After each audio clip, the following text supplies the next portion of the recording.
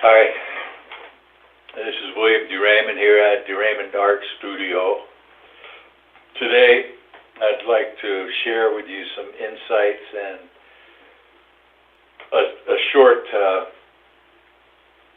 contemplation on the nature of art appreciation as I have seen it. Very simple, very nuts and bolts kind of exercise. And we're going to hit a number of different bases, and let's get into it. We're going to compare and contrast the Mona Lisa by DaVinci and the portrait of Victor Choquet by Paul Cezanne. Two very different portraits, two very different styles. And in the context of that, we're going to go through the basic fundamental principles of the art form itself as I have experienced and seen it in my studies. And the one man I basically learned painting and sculpture from was a man named Antonio Salemi. He lived to be 102. He died in 1995. He was born in 1892, and his whole life was devoted to painting and sculpture, pretty much. He was a New York artist for 43 years. He did the portrait of President Eisenhower, which the president sat for and is now on the carrier Eisenhower. And had a couple Guggenheim fellowships, a number of one-man shows in New York City, and quite a lot of stories and certainly a lot of knowledge to share. But just a little background on him. But one of the other things was he studied with a guy named George L. Noyes when he was a teenager, who was an American Impressionist who had hung out with Monet. So it's a pretty good lineage, you might say, in terms of an art tradition that I'm sharing with you here. And I developed this exercise out of my working with him and my own painting and appreciation of art. So let's get into it. We'll start with the element of the picture. Now here we have the two paintings, the Mona Lisa and Victor Choquet. You see the whole painting at once. And obviously they're very different. There's all kinds of stuff going on in terms of brushwork with the Cezanne painting that aren't happening with the with the DaVinci, the Mona Lisa. Just to receive the nature of the picture of it. The one is a portrait of this woman, the other is a portrait of a man. Now Victor Choquet was close to Cezanne, and he was a very interesting character in the history of art because he was one of the first collectors of that group of artists, the Impressionists and Post-Impressionists. Renoir also did a painting of him, but he understood their value and he collected their works. There's some good stories about him. Okay, so that's the picture. We're not really dealing with anything but the picture. You see two quite different approaches to it, but it's still, you're looking at the picture. That's the subject, the motif that we're dealing with. Now we'll deal with another aspect of the medium, fundamental principle, the brush. And I'll show a couple details of the paintings, and we'll see how each artist uses the brush. So here we have DaVinci, and here we have Victor Choquet, the Cezanne. Let's look at the DaVinci first. So here we have this painting, and look at the intricate detail work that's done here in terms of the painting. It's not a photograph, but the detail is so intense at that level of literal detail that you can easily forget that there's a brush at work and easily see it as the reality of that garment. All the folds, all the embroidery details done like that. Now you can also see how that it's done painstakingly and with a great deal of concentration. Obviously, there's no question about that. Enormous concentration. The colors are beautiful. You see the light on her upper torso here, the chest area, the beautiful movement of those tones. But the brush is pretty much not really expressed as an aesthetic value, other than to say, with the brush, I completely surrender to creating the realism of the subject matter, the motif. So I like to use the word dominate because psychologically it has a certain value in terms of our psyche, both as modern human beings and as in terms of past history. And what you might be able to say about it is he dominates the motif with his technical prowess, technical in terms of his ability to recreate literally what is in front of him. It took a great deal of work and prowess to do that. But you don't think, oh, look at the beautiful brush strokes. You see, the bust, it's all in service to the expression of the sitter, of Mona Lisa. So you can say that he dominates the medium to the degree that he completely realizes in a specific way the sitter in terms of reality, in quotes again, because reality is, let's just say in terms of his motif, his subject matter.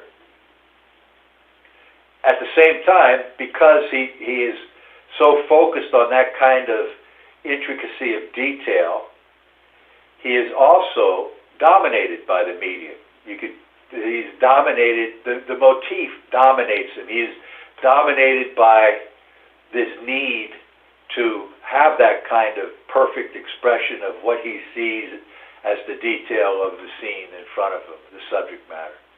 So he both dominates, and in turn, his life energy is totally dominated by his will. At the same time, that life energy, while dominated by the will, is also dominated by the subject matter. Now you can see this more clearly as we look at the Cezanne in comparison to this. So here's a detail of the Cezanne. Okay. So here's a detail of the Cezanne painting. The same level of focus. Now he's not concerned with the thread work of the garment. There's no concern with the literal nature of the sitter even. And the quality of the painting itself is a completely different quality. Here, the brush is very much expressed, not simply in service to the motif, not simply dominated by the mastery of the artist, but is actually a balanced expression of the artist and the brush and the color. All those things are in balance, but the brush is a really vital part of that balance. And here's where we can start to talk about rhythm. The brush creates a rhythm and all the textures within the context of the overall composition of the painting. And it's really this very sensual experience visually. You have all these beautiful tones and the passages of the same, from the neck, the beard, the collar, the coat, the background. These are very interesting tones, and they all move. It's always in movement. It's always in motion. It has, the brush creates a rhythm. Cezanne doesn't want to deny the brush, you might say. I liken the brush to painting as the vocal cords when singing.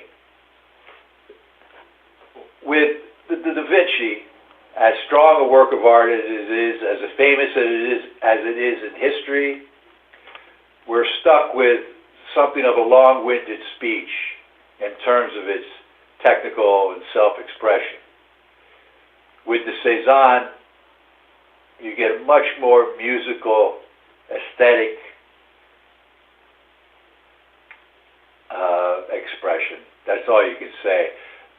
Everything has meaning and value in terms of the self-expression and the consciousness of Cezanne, choosing the tonalities and the way he's handling it with the brush, the immediacy of the brush. This is where the art begins to evolve into a more mature expression than simply the magnificent way an artist might capture a subject matter realistically. There's no longer, this is kind of like breaking free from the earth and taking flight, you might say. And it's not like other artists haven't done that. If you look at Rembrandt, for example, the older he got, the more his work opened up and the more the brush became a part of his work. And of course, being the master as he is, his brush work is just absolutely fantastic in a lot of those paintings. They go way beyond the kind of realism that that Da Vinci expresses in the Mona Lisa. So it's important to see that this is an expression of the consciousness of the artist, and it's an expression of the intelligence as well of Cezanne when you look at the subtlety of the colors. Now we'll talk a little bit about color in terms of it being a foundation principle of painting. I'll show some new details here, and we'll get into color a little bit more. Okay, color. Again, color and form are one, right?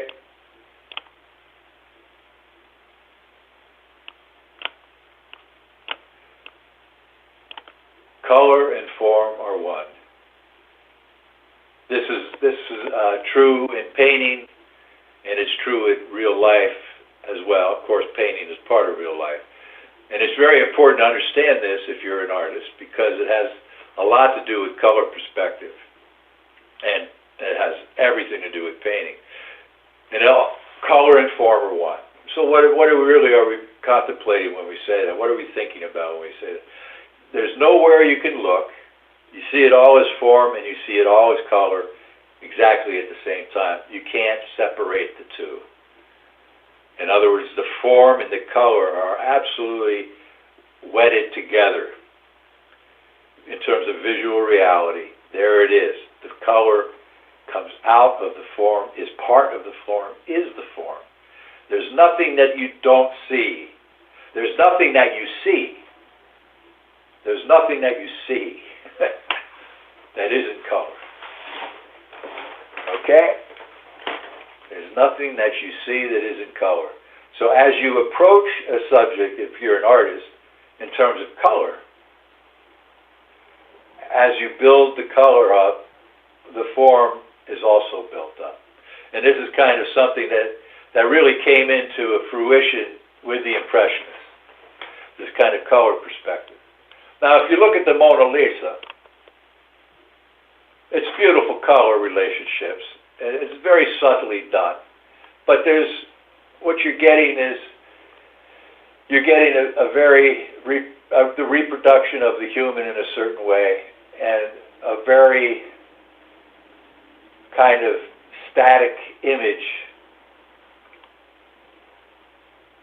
in terms of the color relationships. There are color. I mean, it's not bad color. It's beautiful. This is very beautifully done. The modulations are wonderful. You just take it in, enjoy the color, and see that. But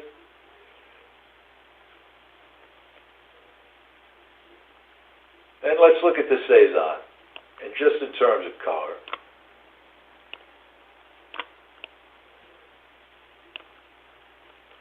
So here the color, and of course a lot of it's because of the brush, but here the color really takes off from a simply realistic aesthetic. He's not trying to do the Mona Lisa, okay? He's not trying to be realist in that sense of the word, but it's easy to see the movement of the tones across all this different modulations of tone and the touches of the brush and the subtlety with which he puts down the brush. See, we're not dealing with simply a picture now. We're looking at the different tones and their passages. We're receiving these things as we would a piece of music. See the way he's looking at Victor Choquet. He arrives at a tone on his palette, and then he places it there. So there's these passages everywhere where the tone is constantly shifting and changing. Look at this beautiful gray, blue, green. Look at the way this is his hair coming down here. Look at just the beautiful abstraction of reality that he's creating here. And he's doing it consciously. He's painting. He's going deeper within himself the more he's studying the work. And he's allowing the medium to express itself through him. So what you're getting, again, you look at a detail like this, you look at a painting, and you can see by noting the color and experiencing the color as music. In other words, each color is another vibration, another tonal vibration. Just like if you had a piano and you played three notes in harmony with one another or discordant with one another, you created sound that you can hear. That's the same. There's not a single bit difference except that you're receiving this into your nervous system through your eyes by being receptive to it. In the same way, you're not thinking about the sound of the music in terms of analyzing it when you're listening to a piece of music you love. You're experiencing it and enjoying it through your nervous system. It makes you feel good. It lifts your spirits. It might make you dance. And the same feeling can be had by looking at painting, by receiving the color vibrations through your eyes. In the same way you experience music through your ears. No different. And Cezanne was very conscious of this, which is why, through the depth of his feeling, which he called that petite sensation, that little sensation, that subtle sensation. Because in our culture, we're more concerned with pictures. It's got to be a picture. And how well is that picture realized? In what way? So this is realized in a very profound way. And I would venture to say that this kind of detail and aesthetic is in advance of the kind of detail and aesthetic in the Mona Lisa. It's an evolution of the art form, which is what happened in the 19th century, which is what happened in 19th century France. The art form grew up into a much more inner spiritual space, contemplative space. And that's what Cezanne represents that to a large degree in the 19th century. And we've entered into the 21st century now, and there have been further evolutions to the art form, but you can never to say that this isn't magnificent and stand the test of time and will always be beautiful aesthetically and visually.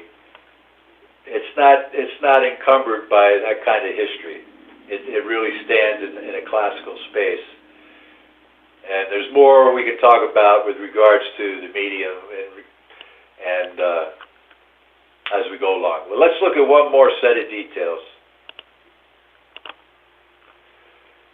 You can see, well, let's look at the hands by Da Vinci.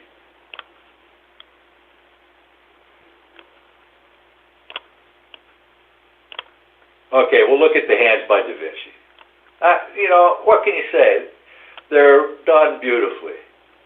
There's no question about it. They're done beautifully. What do they represent in terms of painting? Well, they represent the fact that the brush isn't really a big deal about it, except that it's subservient to the process and subservient to the technique of Da Vinci, and it serves the process of expressing these hands in a very delicate and realistic fashion. So we can say, oh, how wonderful Da Vinci made the hands. Wouldn't be what I would call expressionism. And if you can imagine what it took to create those hands, the time, the attention and concentration,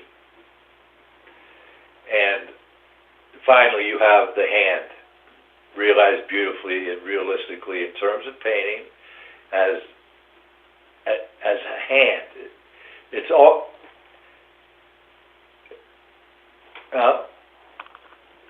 what are you going to do? There it is. Now let's look at, okay, hold on a second.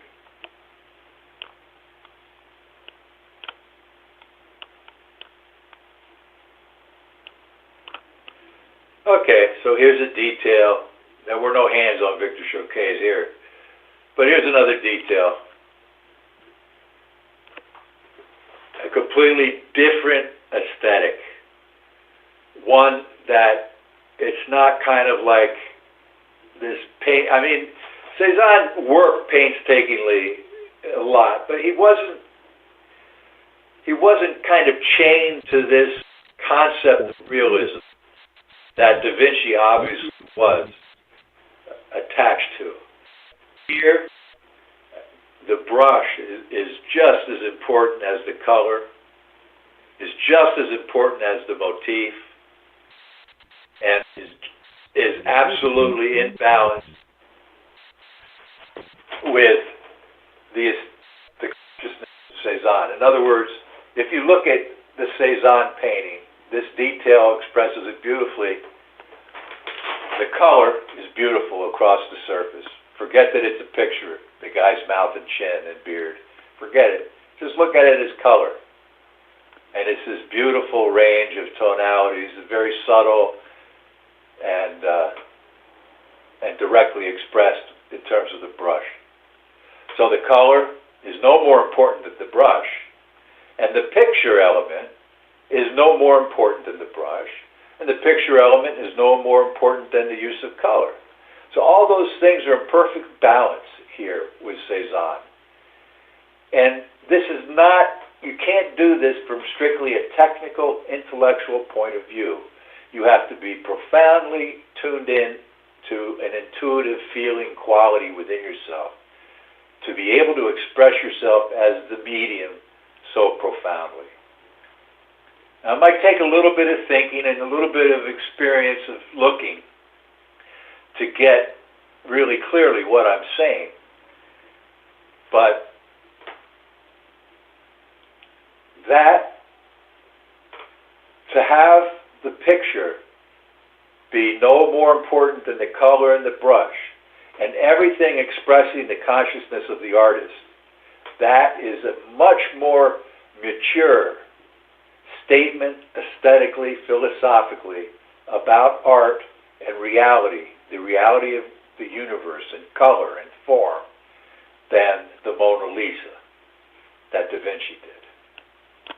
And that is the essence of modernism. And the real beginning of any kind of modernism starts with the Impressionists and the post-impressionists. I'm not to say that, that's not to say there weren't artists before that who were exploring the aesthetic nature of the medium, like Delineates was I think a generation earlier. He may very well be the father of modernism and inspired these guys quite a bit. But you can go back through history and look at artists who are using the medium to express who they are this profoundly.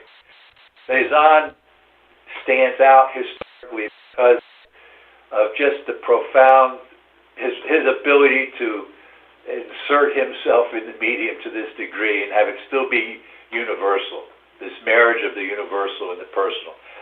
Other artists have done it. Other great artists, Monet, Rembrandt, Michelangelo. You can go on, Van Gogh, Gauguin. Okay, I'm going to go back to the first, just the full pictures. So, on the one hand, you have what is modern art and the beginnings of modern art in Cezanne. And you have a technically masterful portrait of a woman, Mona Lisa, which doesn't begin to sing in the same way as the medium. If you can just see, one is a painting, one is much more about painting. The other one is much more about Leonardo's technical ability to reproduce that kind of detail and his willingness to do it, and the sitter, Mona Lisa, than it is about painting. The picture is more important. And